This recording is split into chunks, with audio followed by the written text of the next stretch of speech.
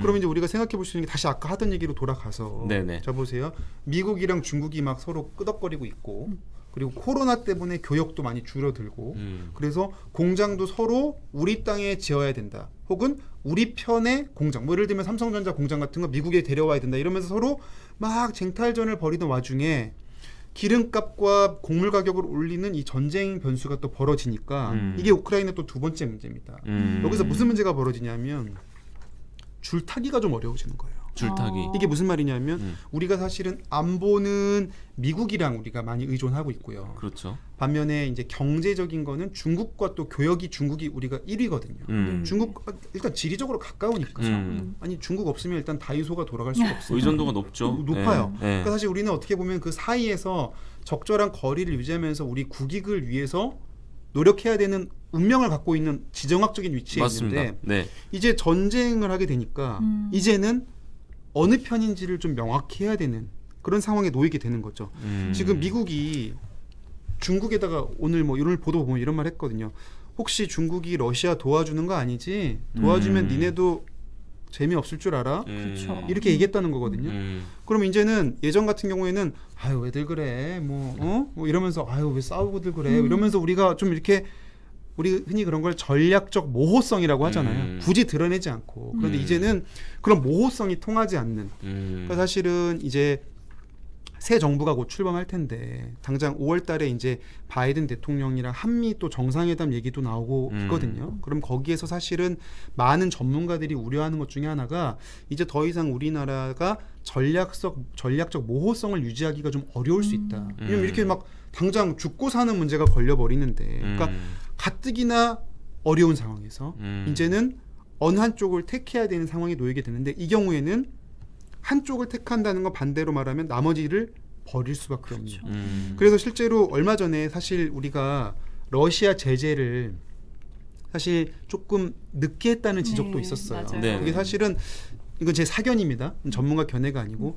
어떤 전략적 모호성을 좀 유지하다가 아까 말씀드린 그런 압력 때문에 좀 늦게 선택한 거 아닌가 그런 생각을 저도 했었거든요. 근데 일부 전문가들 얘기를 들어봐도 더 이상 그런 모호성을 통한 국익 증진은 좀 어려운 그런 상황이 나오고 있는 거죠. 그래서 우리가 경제적 손실을 감수하더라도 좀 제재를 하고 선택할 수밖에 없는 그런 상황입니다.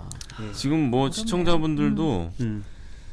뭐 약간 과격한 반응들도 많아요. 기름값 안 잡으면 우리 한국 다 죽는다. 우리 또 기름 한 방울 소확행이. 안 나오니까 지금. 네네. 완전 지금 걱정.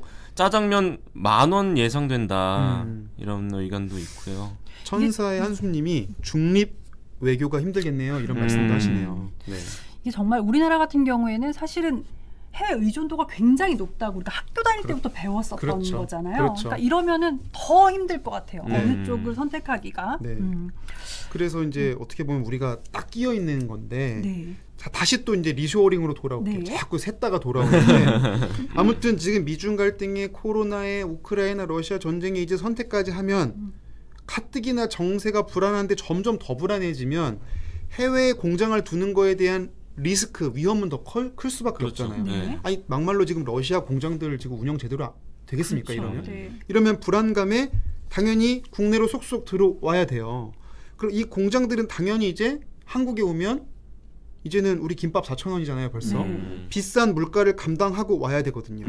그러면 공장들은 어떻게 될까요? 이 비싼 물건 계속 만들어야 될까요? 어떻게 될까요? 근데 물건을 비싸게 만들면 사실 경쟁력이 상당히 떨어질 수밖에 없잖아요. 아니 예를 들어서 삼성전자인데 제가 네. 삼성전자 회장이라 진짜고요. 근데 참 좋은 설정이네요. 아니, 언제 해보겠어요 이런 거. 왔는데 한국으로 공장을 옮겼어. 그럼 아유 고객님들 저희가 이제 한국산이에요. 한 2배로 가격 올립니다. 양해해 주세요. 메이드 인 코리아요. 이게 먹히지 않죠. 품질과 가격으로 최상의 상품을 선택하는 게 자본주의 생리고 그렇죠. 그럼 기업 입장에서는 국제 경쟁을 해야 되니까 어떻게 해야 돼요? 비용 절감 경쟁을 해야 되는 거죠. 그러니까 어떤 일이 벌어지느냐.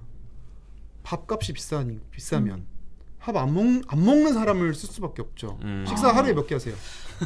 저는 세 끼를 꼬박꼬박 먹어야 되는 저는 그럼 바로 파이어 되는 건가요? 사실 저는 쉽지 않지. 두 저를 써주십시오. 이러면 제가 볼 때 제가 만약에 회장님이면 네. 사실 이쪽을 선택할 수밖에 그렇죠, 없지. 그렇죠. 엄차장 두 끼라고 했나? 내일부터 한 끼만 먹겠습니다. 끊겠습니다. 이렇게 해야 되나요? 그렇지. 이렇게 가면 좋은데 야, 이건 좀 너무 슬프다. 사실은 이제는 월급도 사실 비싸잖아요. 그렇죠. 우리가 사실 동남아 국가랑은 비교가 안 되니까 이제는. 맞습니다. 네. 그러면 이제 인건비도 파격적으로 아껴야 됩니다. 바로 그 방법은 밥을 안 먹어도 일하는 노예를 고용해야 되는 거예요. 밥 안 먹는 노예 로봇 같은. 로봇이죠. 아.